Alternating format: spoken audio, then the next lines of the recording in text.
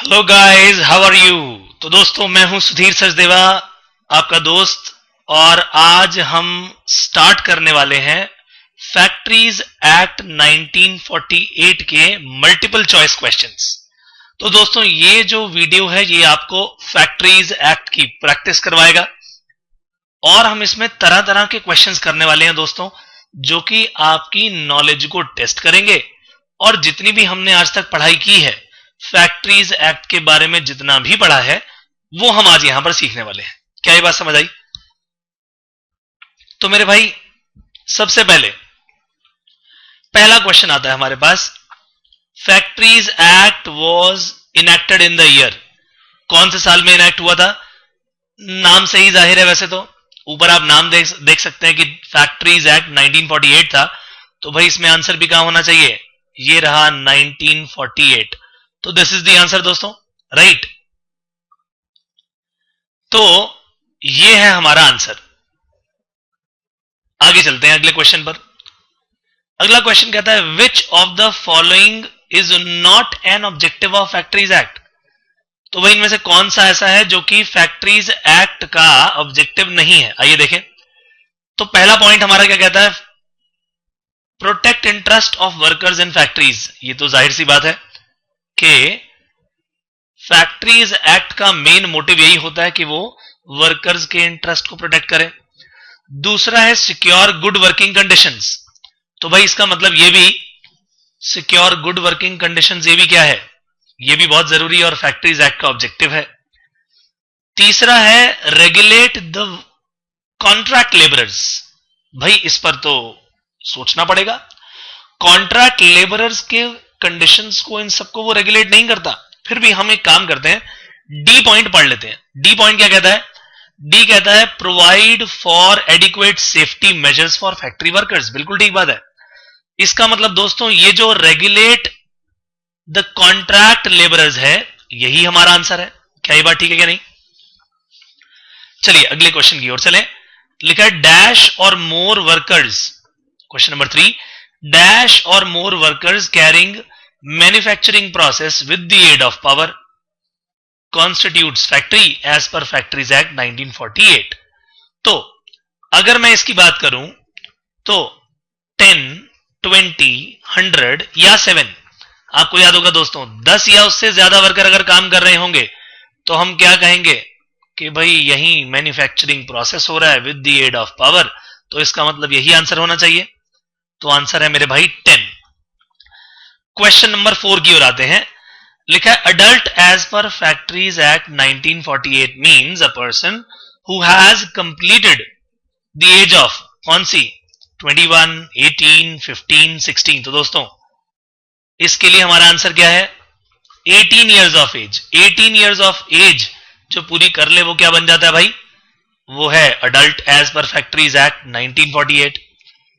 फिर अगला क्वेश्चन कहता है, question number 5, adolescent as per factories act 1948 means a person who has completed the age of, कौन सी? 21, 18, 15 या 16। तो आपको याद होगा 15 साल की एज जो कंप्लीट कर ले, लेकिन अगर वो 18 साल से ज्यादा ना हो, 15 से 18 के बीच में अगर कोई व्यक्ति है तो हम उसे कहते हैं अडोलसेंट। और अडोलसेंट को काम करने की इजाजत है, उसके डिफरेंट रूल्स हैं मेरे दोस्त।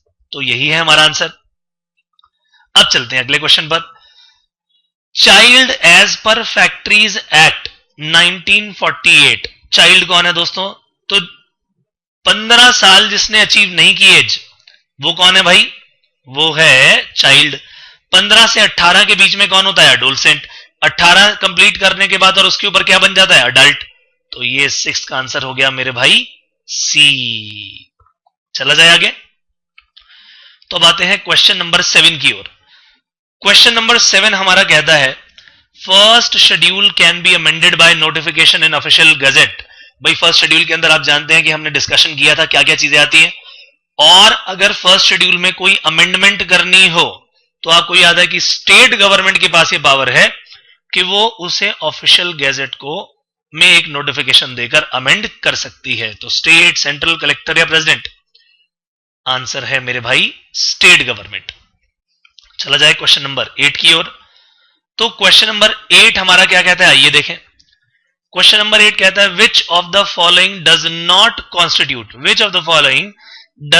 Constitute a factory as per factories act. भाई एज पर फैक्ट्रीज एक्ट इनमें से ऐसा कौन सा है जो कि फैक्ट्री नहीं है?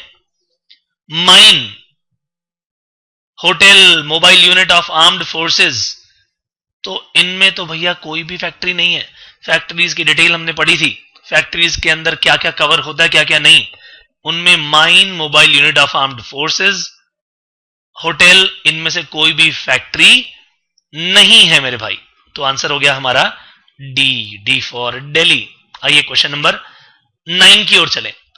कहता है which of the following are essential elements of a factory. आइए देखें। कहते हैं देयर मस्ट बी प्रेमिसेस। बहुत अच्छी बात है, बिल्कुल ठीक बात है। दूसरा देखते हैं क्या कह रहे हो भाई। There must be manufacturing process carried on at the premises. बिल्कुल ठीक बात है, ये दोनों ही सही है। इसका मतलब अगला भी चेक कर लिया जाए। 10 or more workers carrying out manufacturing process with the aid of power. अरे भाई ये भी ठीक है, इसका मतलब आंसर तो तीनों के तीनों ठीक हैं। डी में लिखा है ऑल ऑफ द अबव, इसका मतलब आंसर हो गया मेरा आंसर 9। ठीक है जी, चला जाए आगे। क्वेश्चन नंबर 10 किया जाए। अब क्वेश्चन नंबर 10 क्या कहता है भाई। क्वेश्चन नंबर 10 कहता है which of the following constitutes manufacturing process as per factories act 1948। तो भाई मेकिंग और प्रोड्यूसिंग द आर्टिकल, ये भी मैन्युफैक्चरिंग प्रोसेस है भाई, ठीक है ना। जनरेटिंग और ट्रांसमिटिंग पावर, ये भी है। कोल्ड स्टोरेज भी है, ये सब मैन्युफैक्चरिंग प्रोसेस में आते हैं दोस्तों। तो आंसर हो गया डी। चलिए क्वेश्चन नंबर 11 की शुरुआत की जाए। Which of the following does not constitute manufacturing process as per factories act 1948। कौन सा नहीं है? लॉन्ड्री एंड कारपेट बीटिंग बिल्कुल है। स्टिचिंग ओल्ड गनी बैग्स है। इंपार्टिंग ट्रेनिंग, अरे भाई ये तो सर्विस है, मैन्युफैक्चरिंग तो है नहीं। बीडी मेकिंग मैन्युफैक्चरिंग है, इसका मतलब इंपार्टिंग ट्रेनिंग जो है ये हो गया answer. This is not a manufacturing process. आइए क्वेश्चन नंबर 12 की ओर चलें जरा जल्दी से। क्वेश्चन नंबर 12 कहता है which of the following does not constitute manufacturing process as per factories act 1948। तो आइए क्वेश्चन नंबर 12 का देखें। ऑप्शन नंबर ए क्या कहता है ये, receiving news on a reel in a teleprinter, ये भी सर्विस है। Exhibition of film process, film के प्रोसेस को एग्जिबिट करना है कि प्रोसेस कैसा होता है, मैन्युफैक्चरिंग थोड़ी हो रही है। फिर finished goods and packing thereof, finished goods का मतलब तो क्या है, जो बनकर आ गई उसकी पैकिंग हो रही है। इसका मतलब यह हुआ कि इन तीनों में ही मैन्युफैक्चरिंग प्रोसेस कहीं नजर नहीं आ रहा। तो 12th का आंसर मेरे भाई क्या हो गया, all of the above. Answer हो गया डी। आइए चलें क्वेश्चन नंबर 13 की ओर। 13 नंबर क्या कहता है, worker for the purpose of factories act 1948 means a person employed directly और बाय और through any agency but does not include. भाई 1948 के इस एक्ट के अनुसार क्या है, आइए देखें। Worker for the purpose of factories act 1948 means a person employed directly or by or through any agency but does not include members of armed forces of the union। Answer तो यही हो गया। तो आपको याद होगा कि आपने पढ़ा था कि आर्म्ड फोर्सेस ऑफ यूनियन की जो मोबाइल यूनिट है वो फैक्ट्री नहीं कहलाती। उसी तरह से member of armed forces of union ये फैक्ट्रीज एक्ट के वर्कर भी नहीं कहलाते, इसीलिए इसको इंक्लूड भी नहीं किया जाता। तो मेरे भाई सीधा सीधा आंसर तो सामने ही लिखा है ए। फिर भी amount, earning, more than, less than, government official, इन तीनों में से कोई आंसर नहीं है। तो गवर्नमेंट भी क्योंकि फैक्ट्रीज रन कर सकती है इसीलिए गवर्नमेंट ऑफिशियल जो हैं उसके वर्कर कहला सकते हैं, राइट। अमाउंट का यहां पर अभी कोई लेना देना नहीं है। और साफ पॉइंट नंबर ए क्या बोलता है कि member of armed forces of union, ये लोग मेरे दोस्तों वर्कर नहीं कहलाते, इसीलिए आंसर हो गया 13 का ए। चलिए अगले क्वेश्चन की ओर चले। क्वेश्चन नंबर 14 क्या कहता है, लिखे whether piece rate workers can be workers within the definition of worker as per factories act. क्यों नहीं भैया, बिल्कुल हाँ। चाहे भैया तुम्हें टाइम रेट वेजेस मिले, चाहे पीस रेट वेजेस मिले, तुम्हें वर्कर तो कहा जाएगा। इसीलिए 14 का आंसर हो गया ए। चला जाए आगे। तो भाई अब आ गया क्वेश्चन नंबर हमारे पास, क्वेश्चन नंबर 15। 15 क्या कहता है जी? 15 कहता है which of the following is a worker as per factories act.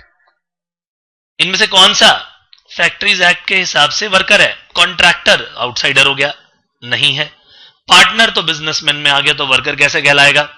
Independent agent outside agent है, नहीं कहलाएगा हमारा वर्कर। पीस रेट वर्कर्स बिल्कुल कहलाएंगे। ठीक बात है या नहीं? तो आंसर हो गया 15 का डी। ठीक है जी। अब चलते हैं हम अपने क्वेश्चन नंबर 16 की तरफ। 16 क्वेश्चन नंबर क्या कहता है? कहता है which of the following is not a worker, not worker, worker नहीं लिखा था, वर्कर लिख देते हैं यहां पर, not worker as per factories act. तो भाई मुनीम काम कर रहा है फैक्ट्री के अंदर, कहलाएगा या नहीं? क्या वो वर्कर कहलाएगा या नहीं? यस, जरूर कहलाएगा भाई। Worker in canteen of the factory, बिल्कुल। Worker cleaning the plant and machinery, बिल्कुल कहलाएगा। कॉन्ट्रैक्टर लेकिन आउटसाइडर है, ये मेरा वर्कर नहीं कहलाएगा। ठीक है कि नहीं? इसे हटा दिया जाए, यही हमारा आंसर है। क्वेश्चन नंबर 17 दोस्तों, आइए। क्वेश्चन नंबर 17 कहता है which of the following shall be considered as worker for the purpose of factories act. तो क्वेश्चन नंबर 17 कहता है इनमें से कौन से ऐसे लोग हैं जो हमारे वर्कर कहलाएंगे? Person receiving remuneration, person receiving no wages, apprentice. अरे भाई वेजेस की जगह कुछ और मिल रहा होगा उसे, ठीक है, बट मिलेगा जरूर। तो कहलाएंगे क्या? वर्कर। अब ये कहता है कि कौन से ऐसे लोग हैं जो यहां पर हमारे वर्कर कहलाएंगे। ठीक है, सी में लिखा है अप्रेंटिस। तो दोस्तों अगर आपको याद हो तो अप्रेंटिस को भी वर्कर कहा गया है। ठीक बात है कि नहीं? इसीलिए यहां पर तो आंसर क्या बनना चाहिए? All of the above. चलिए अगला क्वेश्चन देखें। क्वेश्चन नंबर 18 कहता है dash shall be deemed as an occupier in case of a company for the purpose of factories act. In the case of company वो क्या कहलाएगा? ऑक्यूपायर। बिजनेस के अंदर ऑक्यूपायर दोस्तों क्या कहलाता है? एम्प्लॉयर भी, एम्प्लॉयर के अंदर ऑक्यूपायर आ जाता है, याद है या नहीं? तो क्वेश्चन नंबर 18 की अगर मैं बात करूं तो लिखा है कौन occupier in case of company, company माना जाएगा। तो भैया कंपनी सेक्रेटरी तो आउटसाइडर भी हो सकता है, वो ऑक्यूपायर नहीं, एम्प्लॉयर में नहीं आता। यहां मैनेजर ऑक्यूपायर में नहीं आ सकता। लेकिन जो डायरेक्टर है कंपनी का, जो कंपनी केस में जो डायरेक्टर है उसे हम ऑक्यूपायर की कैटेगरी में डालते हैं। इसीलिए आंसर क्या हो गया 18 का? सी। चलिए 19 देखें। Following cannot be regarded as occupier of a factory. इनमें से कौन सा व्यक्ति ऑक्यूपायर नहीं कहला सकता? भाई एम्प्लॉय को क्या कभी आप ऑक्यूपायर कहलाओगे फैक्ट्री का? नो। लेकिन डायरेक्टर कहला सकता है, फर्म के केस में पार्टनर कहला सकता है, सोल प्रोप्राइटरशिप के केस में ओनर कहला सकता है, लेकिन एम्प्लॉय नहीं कहला सकता। इसीलिए आंसर क्या हो गया 19 का? ए। चलिए क्वेश्चन नंबर 20 की ओर चले मेरे भाई। Who is empowered to make rules in relation to factories act. तो भाई फैक्ट्रीज एक्ट के अंदर अभी एक हमने क्वेश्चन किया था कि अगर कोई चेंज करना हो तो कौन सी गवर्नमेंट करेगी? फैक्ट्रीज एक्ट के अंदर चेंज स्टेट गवर्नमेंट करती है। कैसे करती है? नोटिफिकेशन देकर। किसमें? ऑफिशियल गैजेट में। ठीक बात है या नहीं? अगला क्वेश्चन, क्वेश्चन नंबर 21 क्या कहता है? आइए देखें। The state governments carrying out the administration of the act through. State government administration किसके थ्रू करेगी भाई? Inspecting staff. बोलिए चाहिए होता है कि नहीं? यस। कोई बीमार हो जाए तो पता लगाने के लिए कि भाई इसकी बीमारी फैक्ट्री से जुड़ी थी कि नहीं। सर्टिफाइंग सर्जन भी इसमें काम करते हैं, वेलफेयर एंड सेफ्टी ऑफिसर्स भी काम करते हैं, इसका मतलब 21 का आंसर क्या हो गया मेरे भाई? डी। चलिए अब किया जाए क्वेश्चन नंबर 22। ठीक है, 22 क्या कहता है? Dash shall be an inspector for the purpose of factories act. अरे भाई इंस्पेक्टर तो आपको याद होगा किसे बनाया जाता है, ठीक है, इंस्पेक्टर किसे बनाया जाता है? जो कि इंस्पेक्शन करेगा यहां पर जाके। तो ऐसे केस में फैक्ट्रीज एक्ट के बेसिस पर अगर देखा जाए तो डिस्ट्रिक्ट मजिस्ट्रेट के पास इंस्पेक्शन की जिम्मेदारी बना दी जाती है, ठीक है कि नहीं, फैक्ट्रीज एक्ट के लिए। 23, क्वेश्चन नंबर 23 क्या कहता है? The powers of the inspector does not include, powers of the inspector does not include, inspector की पावर्स में क्या क्या नहीं है? आइए देखें। He can enter any place, बिल्कुल ठीक बात है। He can make examination of the premises, 100% right. Arrest the occupier, arrest का राइट नहीं होता भाई। Take possession of any such article or substance which is hazardous, 100% correct. लेकिन अरेस्ट का राइट नहीं होता मेरे भाई इसके पास अभी, तो इसीलिए 23 का आंसर हो गया सी। चला जाए आगे। 24 लिखा है, what is the minimum number of workers required in a factory for the mandatory appointment of a welfare officer? तो आपको याद होगा दोस्तों, वेलफेयर ऑफिसर की अपॉइंटमेंट जब 500 से ज्यादा वर्कर हो जाते हैं तो वेलफेयर ऑफिसर की अपॉइंटमेंट मैंडेटरी हो जाती है। क्या ये बात ठीक है कि नहीं? तो 500 से ज्यादा अगर वर्कर आ गए तो मैंडेटरी अपॉइंटमेंट हो जाएगी भैया वेलफेयर ऑफिसर की। लेकिन अगर आपकी वर्किंग में, आपकी एम्प्लॉयमेंट में काम करने वाले लोगों का नंबर 1000 से ज्यादा हो जाता है तो दोस्तों सेफ्टी की भी रिक्वायरमेंट आ जाती है ज्यादा। ये बात याद है कि नहीं? तो आपको याद होगा कि 1000 वर्कर से ज्यादा अगर हो जाए तो सेफ्टी ऑफिसर भी है, उसकी भी रिक्वायरमेंट है, वो भी मैंडेटरी बन जाता है। तो क्वेश्चन नंबर 25 इसी पर बेस्ड है। What is the minimum number of workers required in a factory for the mandatory appointment of a safety officer? तो भाई इसका आंसर हो गया 1000 एम्प्लॉइज। ठीक है ना दोस्तों? तो ये था दोस्तों हमारा पार्ट 1, और हम अपने अगले वीडियो में फिर मिलेंगे कुछ नए क्वेश्चंस के साथ। तब तक के लिए इजाजत दीजिए, बाय बाय।